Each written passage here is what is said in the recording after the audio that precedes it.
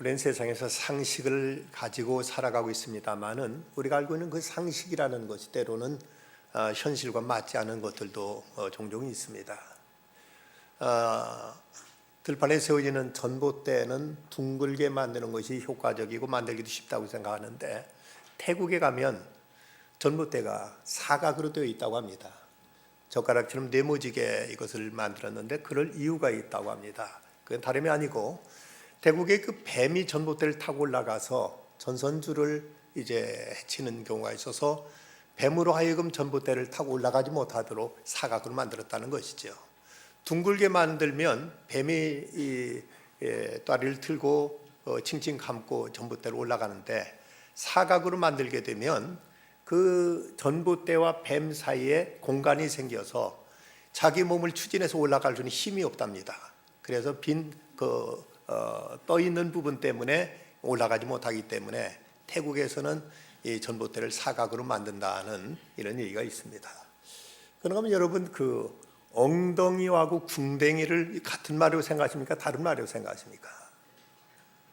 엉덩이와 궁둥이가 같은 부분인가 다른 부분인가? 다르다고 합니다. 궁둥이는 의자에 앉았을 때 바닥에 닿는 부분이 궁둥이고 엉덩이는 그 위에 볼록 나온 부분이 엉덩이라는 것이죠. 그러니까 엉덩이는 영어로 히프고 그리고 궁둥이는 영어로 버테크라고 이렇게 부른다고 하죠.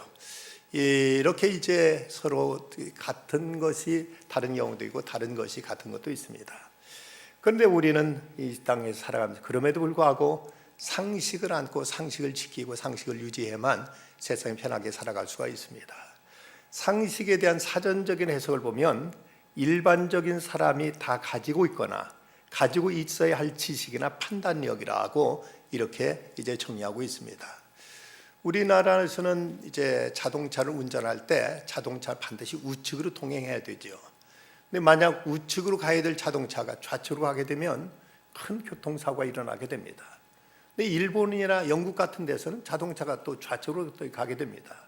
간혹 영국의 자동차를 몰고 유럽 대륙으로 건너간 사람들이 간혹 대형 교통사고를 내는데 영국에서 운전하던 습관대로 좌측 통행을 하다가 그만 이제 대륙에서 온 차들과 그만 정면 충돌을 해서 큰 사고를 내기도 한다는 이런 얘기도 듣습니다.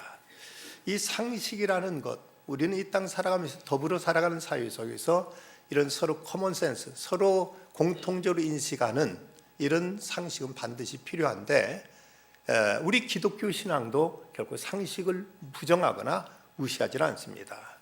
이어령 교수는 상식에 대해 이런 말을 한 적이 있습니다. 기독교는 지성과 상식을 부정하는 것이 아니다. 이성과 지성을 넘어서는 것이다. 이성과 지성이 없어져야 영성이 맑아진다는 태도는 성립될 수 없다. 그런가 하면 산마루 교회 이주연 목사님은 또 이렇게 말합니다. 이성의 빛을 잃은 맹목적 종교는 미신이 되며 이성을 넘지 못하는 종교는 초월의 빛을 잃게 된다. 오늘 한국 기독교는 이 맹목성의 설화 앞에서는 안 된다. 주님의 말씀이 우리 생각을 이끌게 해야 된다. 그리고 주님의 말씀이 우리 믿음을 이끌게 해야 된다. 우리가 상식을 지킨다는 것은 사회를 살아가면서 대단히 중요한 것이고 우리가 초월적인 믿음을 가지고 있다 할지라도 결국 상식 그 자체를 부정해서는 안 될 것입니다. 사람을 선악에 따라서 네 종류의 사람으로 나눌 수 있다고 합니다. 그 하나는 은혜를 원수로 갚는 사람, 이런 사람을 가르쳐서 데빌 라이크라고 합니다. 악마적이다. 마귀와 사탄과 같은 마귀적 악마적이라고 이렇게 말하고 그럼 원수를 원수로 갚는 사람, 악을 악으로 갚는 사람을 가르쳐서 비스트 라이크, 짐승과 같다. 동물적이라고 이렇게 표현합니다. 그런가 하면 선을 선으로 갚는 사람, 이런 사람은 인간적이다. 맨 라이크라고 이렇게 부르는가 하면 저 사람의 악을 내가 은혜로 갚고 선으로 갚는 사람, 이런 사람은 God like, 신적이다. 하나님을 닮았다 해서 신적이다고 이렇게 표현하고 할 수 있습니다. 그런데 이 네 종류의 사람도 그 중에서 보면 악을 악으로 갚는 사람이나 선을 선으로 갚는 사람은 어떤 면은 같은 차원이라고 볼 수 있습니다. 저 사람이 내게 악하게 대하면 나도 악을 해야 할 것이고 저 사람이 잘하면 나도 잘한다. 이런 면에 있어서 이제 같은 차원을 본다면은 사람을 이제 세 종류로 나눠볼 수 있지요. 어떤 사람은 선까지도 악으로 갚는 상식 이하의 사람이 있고, 어떤 사람은 내가 한 대로 그대로 갚아주는 이제 그야말로 상식적인 사람이 있습니다. 그런가 하면 또 어떤 사람은 이제 저 사람이 나를 악하게 대했지만 나는 그래도 선으로 대하는 이런 상식을 초월한 이런 경건하고 거룩한 신앙적인 사람도 세상에는 있습니다. 오늘 성경 말씀에 보면 이 세 종류의 사람이 그대로 등장하고 있습니다. 보면 39절부터 41절까지 말씀을 보면 오른뺨을 치며 또 고발하여 속옷을 빼앗고 억지로 오리까지 가게 하는 사람, 이런 사람들은 사회의 해충과 같은 사람, 저 사람들은 얼굴은 사람 같지만 그 마음은 짐승과 같은 인년수심의 사람이라고 말할 수 있고, 파렴치한 철면피, 비정과 무업과 탐욕에 노예게 된 악마적인 사람이라고 이렇게 말할 수 있을 것입니다. 근데 그런 사람도 오늘 말씀에 세 종류로 나눠지고 있는데, 그 첫째는 다른 이의 뺨을 때리며 사람을 경멸하는 인간입니다. 39절 말씀, 악한 자를 대적하지 말라. 누구든지 내 오른뺨을 치거든 왼편도 돌려대라. 근데 여기 오른뺨을 치거든, 오른뺨을 친다는 말이 의미심장한 이제 의미가 있습니다. 해석이 필요합니다. 자, 오른뺨을 친다면 여러분 대개가 사람 오른손잡이죠. 오른손잡이가 앞에 있는 사람 뺨을 치면 상대방이 어떤 뺨이 맞겠습니까? 왼뺨이죠. 네? 내가 오른손으로 상대방의 얼굴을 때리면 상대방의 왼뺨이 맞게 됩니다. 근데 왜 성경이 여기서 오른뺨을 치거든 왼뺨까지 돌려대라고 했을까? 당시 유대인들은 왼손은 부정하다고 여겼기 때문에 왼손은 여간에 다른 사람하고 터치하지는 않습니다. 반 오른손으로 다른 사람 뺨을 때리든 악수를 하든 뭐든 오른손으로 하게 되어 있는데, 오른뺨을 때렸다는 것은 이것은 소위 백핸드, 손등으로 친 겁니다. 손등으로 저 사람을 칠 때는 저 사람의 이제 오른뺨이 맞게 되어 있죠. 그런데 이스라엘 전승에 의하면은 오른손 그 손등으로 때린다는 것은 가장 모욕적인 것. 같은 동등한 사람에서는 설사 어떤 경우도 손등으로 상대방을 때리는 것은 더 그 사람 경멸하고 무시하는 것으로 여겨져서 여관에서 그렇게 하지 않아서 상전이 하인을 때릴 때, 또 때는 부모가 자식을 때릴 때는 이런 경우가 종종 있어도 정상적인 관계에서는 그 손등으로 사람을 때리는 일은 없답니다.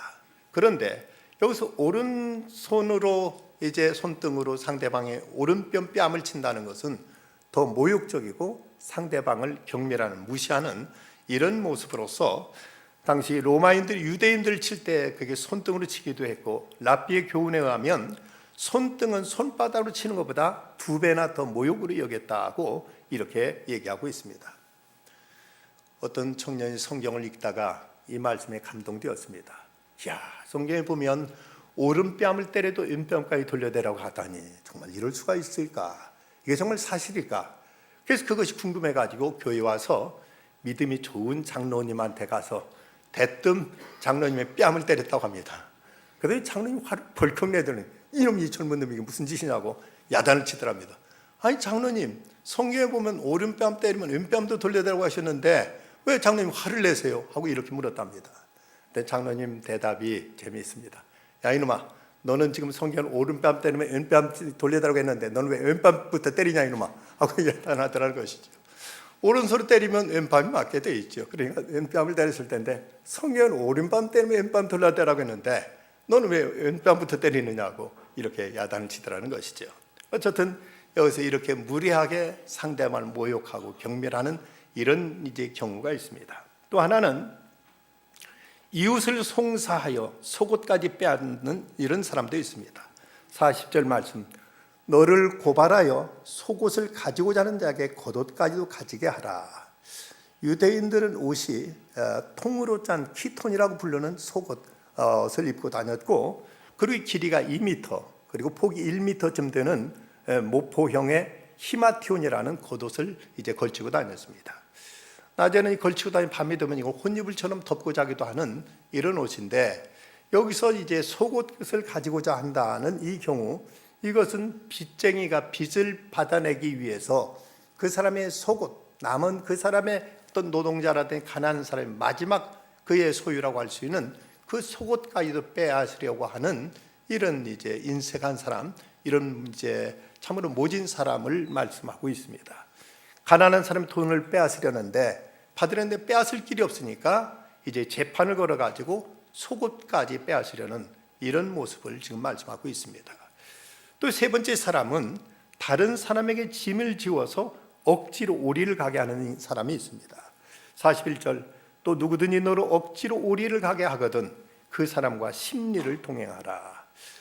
그 당시 로마 군인들은 이제 길을 가다가 길을 모를 때 길 안내를 위해서 또는 어떤 무거운 짐을 운반하기 위해서 민가인들을 차출해 가지고 이제 그들을 강제로 얼마 동안을 이제 같이 가게 했는데, 그것이 당시 그 로마 군인들은 당연하게 1마일, 그러니까 성인 걸음으로 1000보 정도는 이 사람들 아무나 불러서 이제 이렇게 직령으로 길 안내나 짐을 나르는 이런 일을 시키고 했다는 것입니다. 이처럼 세상에는 상식 이하의 사람들이 있다는 것이죠. 상식 이하로 다른 사람의 뺨을 때리기도 하고, 또 이제 속옷까지 뺏기도 하고, 다른 사람의 짐을 지워가지고 억지로 오리를 가게 하는 이런 사람이 있다는 사실을 먼저 말씀하고 있습니다. 그럼 두 번째 나오는 사람이 바로 이제 상식적인 사람이 또 언급되고 있습니다. 38절 보면 또 눈은 눈으로 이는 이로 갚으라는 말씀이 나옵니다. 이것은 다른 사람이 내게 행한 만큼 똑같이 그대로 되돌려주는 것이죠. 저 사람이 내 눈을 다치게 했으면 나도 그 사람 눈을 다치게 할 것이고, 그 사람 내 일을 부러뜨렸으면 나도 그 사람에게 일을 부러뜨리겠다는 이런 사람으로서 이들은 나름의 지식과 교양과 인격과 행동이 보통 수준의 사람인 것입니다. 일반 상식적으로 보면 사람들은 자기 설 자리를 알고 자기 분수를 지키면 뭘 해야 되고 뭘 안 해야 되는지를 아는 보통 사람인데, 이런 사람은 크게 나쁜 짓도 하지 않지만 그렇다고 크게 좋은 일도 하지 않습니다. 다른 사람 나를 해치면 나도 그만큼 해칠 것이고, 다른 사람 나한테 뭘 선물하면 나도 그만큼 대접하겠다는 이런 상식에 머물러 있는 이런 사람이 있습니다. 근데 눈은 눈으로 이는 이로 갚으라는 이 말씀은 렉스 탈리오니스법이라고 해가지고 동해보복법이라고 이렇게 불려집니다. 상대방이 내가 행한 대로 갚아주는 것이죠. 이건 함무라비 법전에도 이것이 나와 있는데, 그런데 이제 성경에 있는 것과는 약간 차이가 있습니다. 함무라비 법전에 보면 이는 이로 갚으라는 말이 어떻게 이제 거기서는 표현하고 있냐면, 신사가 신사 일을 부러뜨렸을 때는 그 사람이 일을 부러뜨려라. 또 신사가 신사의 갈비뼈를 부러뜨렸으면 그 사람의 갈비뼈도 부러뜨려라. 그러나 신사가 천한 노동자의 일을 부러뜨렸으면 은 한 입 던져줘라 하고 사람을 신분에 따라서 구별해 가지고 이 법이 적용시키고 있는 것을 보게 됩니다.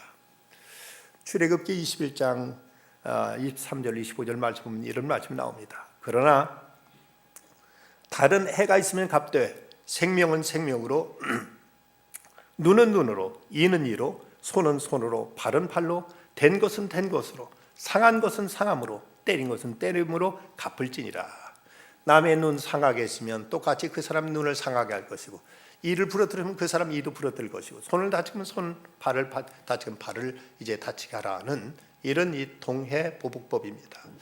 이 법이 지금도 유대교 그리고 이슬람교에서는 엄격하게 지금도 시행되고 있습니다.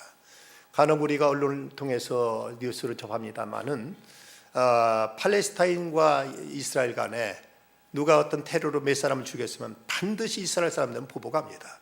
똑같이 같은 양 내지는 그보다 더해서 보복을 해가지고 저쪽 로켓포 쏘면 이쪽 당연히 로켓포 쏘고 저쪽 테러하면 이쪽도 그들 지도 몇 명 잡아다가 처형하거나 잡아 이제 가두곤 하는 이런 일이 지금 그대로 자행되고 있습니다.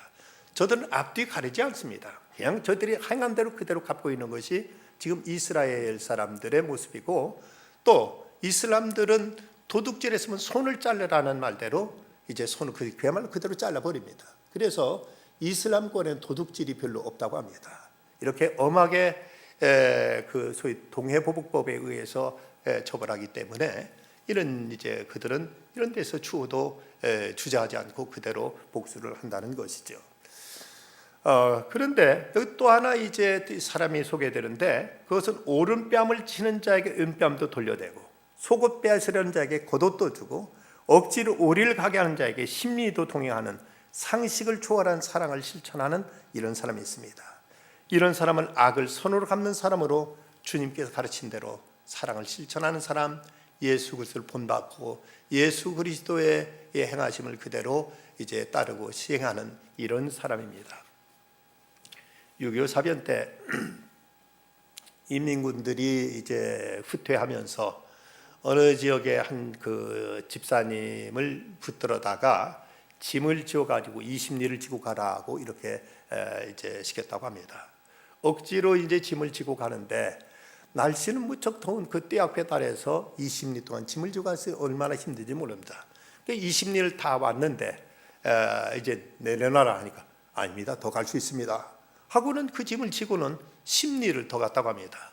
10리를 더 간 다음에 이제 됐다 내려놓으라고 해서 이제 내려놨더니 이때 그 인민군이 하는 말이 이제 사실 20리 지점에서 당신이 짐을 내려놓은 다음에 총살시키려고 했는데 당신의 친절에 감동돼서 살려주니까 어서 가보라고 이렇게 보내줘서 목숨을 건졌다는 이런 실화가 있습니다. 어쨌든 이제 우리가 내가 받은 것 이상으로 더 다른 사람이 나를 욕했으면 나는 오히려 그를 향해 친절한 말을 던지고 저 사람 나에게 인상 쓰면 오히려 미소로 답할 수 있는 이런 여유와 이런 모습들이 우리에게 있어야 된다는 것을 주님은 말씀하고 있습니다. 왜 그래야 되는가? 꼭 그렇게 해둘 필요가 뭐 있는가? 저 사람이 행한 대로만 갚아주면 되는 것 아닌가? 우리가 그래야 될 이유를 찾자면 먼저는 세상 사람들과 우리 신분이 다르기 때문입니다. 예수님께 이 말씀을 하시는 그 말씀을 듣는 대상은 바로 주님의 제자들입니다. 산상수훈의 말씀이기 때문에 제자들이 나온지라 예수님께 입을 열어 가르쳐 가르치되 바로 제자들에게 이 말씀을 하고 계셨기 때문에 예수님께 말씀은 악한 자와 제자들과의 이제 서로 대조를 이루고 있는데 악한 자들은 그럴지라도 나의 제자된 너희는 이래야 된다고 주님께서 말씀하고 있습니다. 악한 자들과 똑같은 수준에서 네가 잘했느냐 내가 잘했느냐 이렇게 서로 시비를 벌이고 다투고 싸워서는 안 된다는 것이죠. 우리나라 교회사 유명한 목사님 가운데 김익두 목사님, 이분은 원래 평양의 유명한 깡패 출신이었습니다. 그런데 이제 깡패였던 김익두가 어릴 때도 청소년기에도 아주 악동으로서 일어나고 아버지한테도 그렇게 말썽을 부리고 아버지 말씀을 잘 듣지 않고 했다고 합니다. 어느 날 말썽을 부리고 집에 이제 돌아올 때가 됐는데 아버지가 이놈 집에만 들어와 봐라. 내가 가만두라 하고 작대를 들고 있는데 이제 이 김익두가 들어오니까 너희는 오늘 무슨 짓 했어? 하고 이제 막대를 휘두르니까 김익두가 막 달아나 버립니다. 아버지가 쫓아가니까 어린 김익두가 어른인 그 아버지 발걸음 앞에 이제 잡힐 것 같으니까 김익두가 꾀를 내서는 한참 달려 잡힐 것 같으니까 갑자기 멈추더니 땅바닥에 금을 싹 꺼놓고 여기 넘어서면 내 자식 하고 말했답니다. 그러니까 아버지가 화가 일어나는데도 차마 자식의 자식이 될 수는 없으니까 그냥 화만 막 그 분통 터뜨리면서 이놈 너 들어그만 해봐라 하고는 그 차마 그 선을 넘지 못했다는 이런 에피소드가 있습니다. 어쨌든 아버지와 자식이 같을 수 없는 것이죠. 믿는 자가 세상 믿지 않는 자와 똑같을 수는 없다는 것입니다. 설사 그들은 그럴지라도 우리가 하나님의 백성이요 하나님의 자녀라면 저들이 우리한테 이렇게 한다고 해서 우리도 똑같은 차원에서 같이 보복하고 같이 다투고 같이 싸우고 하는 이런 모습을 보여서는 안 된다는 사실입니다. 두 번째는 그리스도인들은 천국을 소유한 부자들이기 때문입니다. 성경에 보면은 썩지 않고 더럽지 않고 쇠하지 않은 유업을 잊게 하시나니 곧 너희를 위하여 하늘에 간직하신 것이라. 우리는 세상과 다 잃을지라도 우리는 천국을 소유하고 있습니다. 이대로 내 생명이 이 자리에서 그대로 끝날지라도 우리는 하나님 품 안에 안기게 됩니다. 우리는 가장 소중한 천국이라는 이 보화, 그야말로 모든 걸 팔고서라도 우리가 구해야 될 이 천국을 우리가 얻게 되었다면 우리는 세상 사람들이 하는 방식, 세상 사람들이 하는 태도와 똑같이 해서는 안 된다는 것입니다. 어떤 경건한 신앙인이 그 믿음 때문에 이제 끌려가서 순교를 당하게 되었습니다. 비가 내려 땅은 질척거리고 십자가는 무거워서 질질 끌리는데 함께 그를 데리고 가던 간수도 인간이었던지라 측은하게 보여서 이렇게 말을 던집니다. 내가 도울 수도 없고 죽는 날 이렇게 날씨가 나쁘니 참 안 됐습니다. 그래서 십자가를 지고 가던 그 성도는 씩 웃으면서 말합니다. 나야 내 일 때문에 이렇게 되었다지만 당신은 나 일 때문에 이 고생하니 당신이야말로 참 안 됐소이다. 게다가 나는 이 길을 한 번만 가면 되지만 당신 다시 돌아가야 되니 정말 안 됐소이다 하면서 오히려 자기를 끌고 가는 그 간수를 위로하더라는 것입니다. 우리가 천국을 소유했다는 것, 이것은 세상 어떻게 끝날지라도 우리는 최종 승리자여 마지막은 해피엔딩으로 우리 삶이 끝난다는 사실을 안다면 우리는 천국이 없이 지옥에 처할 사람들과 같이 그들과 이제 같은 수준에서 다투고 싸우고 해서는 안 되겠다는 말씀입니다. 또 하나는 우리 자신의 자격이 아닌 주님의 은혜로 구원을 받았기 때문에 우리는 이제 저들과 같은 차원에서 이제 상식적인 수준에서만 머물러 있어서도 안 된다는 것입니다. 예수님은 하신 말씀, 너희가 거저 받았으니 거저 주라고 말씀하셨습니다.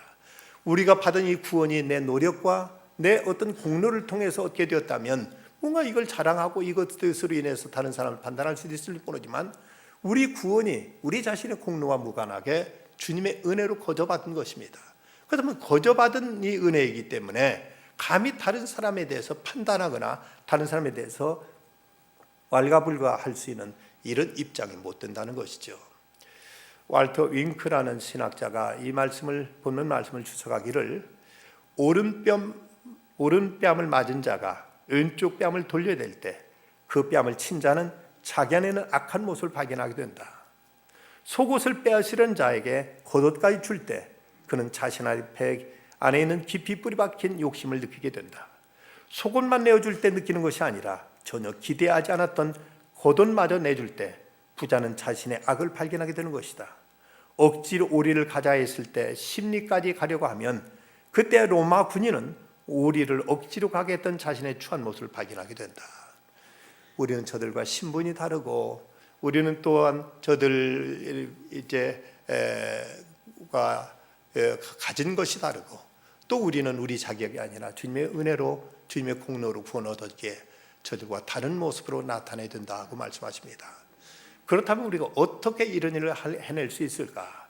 우리도 똑같은 감정을 가지고 있고 우리도 세상에서 이제 똑같은 어떤 생활의 조건 속에 살아가고 있는 입장에서 저 사람 일방적으로 악을 행하는데 어떻게 우리가 그들에게 일방적으로 또 선을 행할 수 있느냐는 것입니다.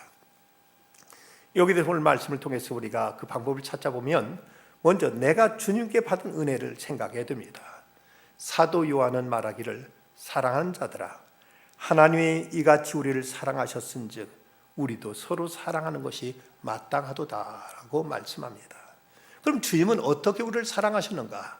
로마서 5장 8절 말씀 보면 우리가 아직 죄인 되었을 때 그리스도께 우리를 위하여 죽으심으로 하나님께 우리에 대한 자기의 사랑을 확증하셨다고 말씀합니다. 여러분 우리가 착한 일하고 우리가 좋은 일에서 어느 정도 가능성을 비쳤을 때 그때 주님이 우리를 선택하신 것이 아닙니다. 우리가 아직 죄인 되었을 때 주님을 알지도 못했고 주님에 대해서 전혀 우리가 따르려는 의지도 없었고 주님을 전혀 우리는 이제 믿지도 않았던 그때 이미 주님께 우리를 그토록 사랑하셨다면 우리 또한 저 사람들이 아직 주님을 모르고 아직 저 사람들이 나의 한 모든 그 행위에 대해서 저들이 미처 깨닫지 못할지라도 그럴지라도 우리는 주님께로부터 받은 은혜로 인하여 저들에게 사랑을 행하고 선을 베풀 수 있는 이런 여유를 가져야 된다고 이렇게 말씀하고 있습니다. 토니 캠펄로의 회복이라는 책에 보면 그가 그런 이야기를 하고 있습니다. 자기 아버지가 이탈리아에서 미국으로 이민 와가지고 어렵던 시절 가난하게 생활고에 지쳐 있을 때 하루 종일 낮에 이제 그 일터가 일하고 저녁 때가 되면 또 그 콩밭에 가서 콩을 다 수확하고 바닥에 떨어지는 콩알 이것을 주워다가 이걸 모아가지고 시장에 팔아가지고 생활비에 보태곤 했었습니다. 어느 날도 일을 마치고 이제 콩밭에 가서 콩을 줍는데 그런데 가만히 보니까 저 앞에서 체격은 이렇게 커다란 그 흑인이 이제 콩을 주우는데 얼마나 빠르게 콩을 줍는지 자기는 이제 주울 것이 없을 정도 그 사람이 그렇게 전광석 같은 속도로 콩을 주워 오더라는 것입니다. 아이고 오늘 나는 아무것도 못 줍겠다 하고 이렇게 망연자실 주저앉아 있는데 그런데 이 사람의 그 바구니에다가 바켓에다가 콩을 하나를 가득 이제 주워 가지고는 이 사람한테 와서 이 토니 캠펄로의 아버지한테 와서는 아버지의 그 바켓에다가 다 부어주면서 이렇게 말하더라는 것입니다. 나중에 지치고 힘든 사람 보거든 제가 당신에게 한 행동을 기억하세요. 그 일을 겪고 나서 1930년대 40년대 미국에서 그 시절 같은 인종차별주의에 이 토니 캠펄의 아버지는 조금도 흔들리지 않았답니다. 그건 자신이 힘들 때 도와준 그 흑인을 기억했기 때문이었습니다. 아버지는 어린 이 아들한테 항상 어느 인종에게나 선과 악이 있으니까 인종을 따지지 말라고 늘 가르치면서 그러면서 그 어릴 적 아들이 이제 어릴 적 그 흑인이 자기는 베풀어진 그 호의에 대해서 어떻게든 갚으려고 애쓰는 그런 모습을 보여줬다는 것입니다. 우리는 주님께로부터 받은 은혜를 우리는 늘 묵상할 때 그럴 때 우리도 어려운 사람 나한테 비록 악을 행한 사람에게까지도 선으로 대할 수가 있게 될 것입니다. 또 하나 우리는 주님의 말씀에 순종해야만 합니다. 42절 말씀 내게 구하는 자에게 주며 내게 꾸고자 하는 자에게 거절하지 말라고 말씀하시는데 이것은 주님의 일방적인 명령입니다. 이 명령에서는 우리가 이럴까 말까 우리가 어떤 선택의 여지가 없습니다. 이 말씀 그대로 우리가 순종해야 될 책임만 우리에게 주어진다는 사실입니다. 우리가 이 말씀 순종하지 않게 되면 그러면 주님께서 우리에게 주신 그 계명을 어기는 것이고 그럴 때 우리가 주님의 제자로서 감히 자처할 수 없게 되는 이런 이제 불행한 처지에 빠지게 되고 맙니다. 주님께 우리에게 지시하시고 명령하셨기에 우리는 이 말씀에 순종해야 된다는 사실입니다. 무엇보다도 우리는 기도해야만 됩니다. 44절 말씀 나는 너에게 이르노니 너희 원수를 사랑하며 너희를 박해하는 자를 위하여 기도하라. 왜 기도해야 됩니까? 내 힘으로는 그런 사람을 사랑할 수 없기 때문입니다. 내 감정으로는 도저히 나한테 악을 행하는 사람한테 선으로 대할 그런 마음이 여유가 없고 그렇게 마음이 되지 않기 때문에 우리가 주님 앞에 기도함으로 기도를 통해서 우리 마음이 변화되고 기도를 통해 저 사람에 대한 연민의 정이 끌어오르게 되도록 먼저 기도할 것을 말씀하고 있습니다. 스펄전 목사님은 여기에 말하기를 기도는 자비의 심부름꾼이라고 이렇게 말했습니다. 다른 말로 기도는 사랑의 선발대라고도 이렇게 표현합니다. 기도하기 시작하면 우리 안에서 사랑의 마음이 이제 우러나게 되고 우리가 기도하면서부터 내 모든 분노와 증오와 원수를 갚고자 하는 이런 복수심이 가라앉으면서 예수 그리스도의 그 심장으로 우리들의 생각과 마음이 달라지기 때문입니다. 지금은 티베트에서 한센시병 환자들을 돌보고 있는 김요성 목사, 이분이 우리나라에서 어느 농촌 지역에서 목회할 때 있었던 일이랍니다. 동네에서 홀로 교회에 나오는 그 양시성을 가진 집사님이 어느 날 이 목사님께 찾아와 하소연합니다. 자기 집 돼지 5마리가 돼지 우리를 뚫고 나가서 이웃집 그 채소밭을 다 망쳐놨는데 그래서 그 채소값을 물어줬는데 이제 그래도 그 이웃집 농부가 와서는 떼를 쓰면서 하는 말이 그 돼지 5마리가 우리 집 채소 다 망쳐놓은 그 돼지 다 내놓으라고 이렇게 와서 자꾸 이제 협박을 하고 졸라댄답니다. 어쩌면 좋겠느냐고 물었습니다. 이때 그 김효성 목사님은 그 양 집사님한테 이렇게 말했습니다. 옆 집사님 바라는 대로 흥분하고 화를 내서 예수 믿는 사람 얼마나 형편없는지 보여주지 않도록 그가 원하는 대로 다 해줘라. 이 말에 양 씨는 돼지 5마리를 옆집에 줘버렸습니다. 근데 그해 가을 또 양 씨가 다시 목사님한테 찾아와서 또 이런 얘기를 합니다. 옆집 사람 옆집에서 키우는 황소 7마리가 이제 울타리 넘고 와서는 이 양씨 집사님, 양 집사님의 채소밭 왕통 다 이제 막 쑥대밭을 만들어 놨다. 어쩌면 좋느냐고 이렇게 이제 물었습니다. 근데 김 목사님은 예수 믿는 사람은 악을 악으로 갚아서는 안 되고 하나님 뜻에 순종할 때 하나님 더 많은 걸 갚아주신다고 이렇게 말했습니다. 그러자 양 씨는 아무런 배상도 요구하지 않았습니다. 그러자 그 이웃집 이제 사람이 돼지를 몇십 마리를 몰고 와가지고는 이제 이것을 내면서 하는 말이 밤새껏 황소를 달라고 황소 7마리 내놓으라고 할 줄 알고 밤새껏 고민했는데 그런데 이제 아무것도 요구하지 않자 그때 가져갔던 받아갔던 돼지 5마리가 낳은 새끼까지 몽땅 다 끌고 와서 이걸 받으라고, 이걸로 끝내자고 이렇게 얘기하더라는 것입니다. 그래서 전혀 상상치 생각지도 않았던 이제 돼지가 몇십 마리로 눈에 늘어나게 되었다는 것이죠.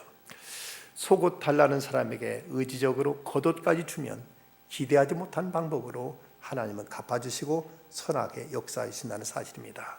물질의 손해는 보더라도 한 영혼을 얻을 수만 있다면 그 자체가 이미 성공입니다. 오늘날 예수 믿는 사람들이 세상에서 욕을 먹는 이유가 있다면 왜 그럴까?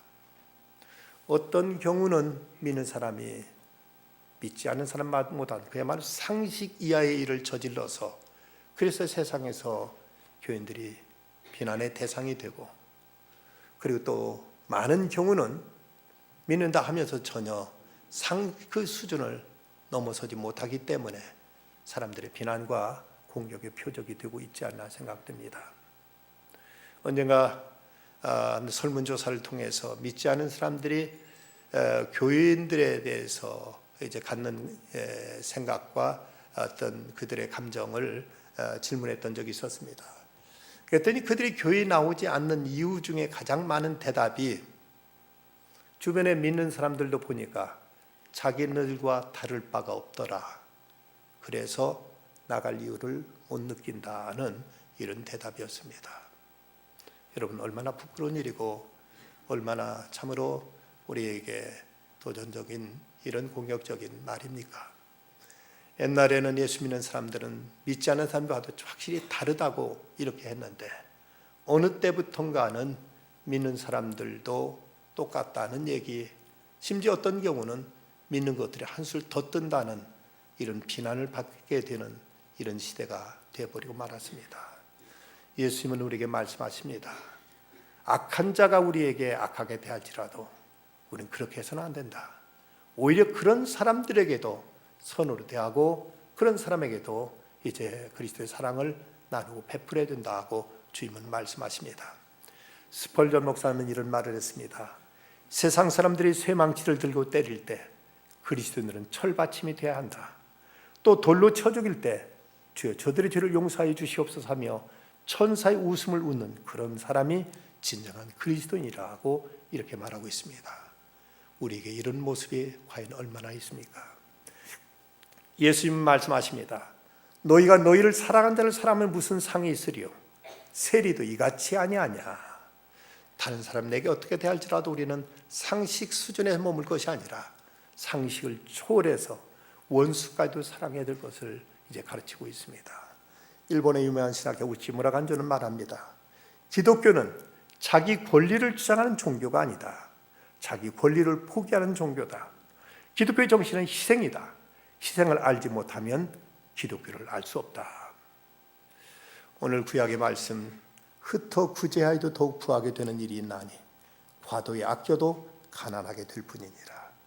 구제를 좋아하는 자는 풍족하여질 것이요 남을 윤택하게 하는 자는 자기도 윤택하여지리라.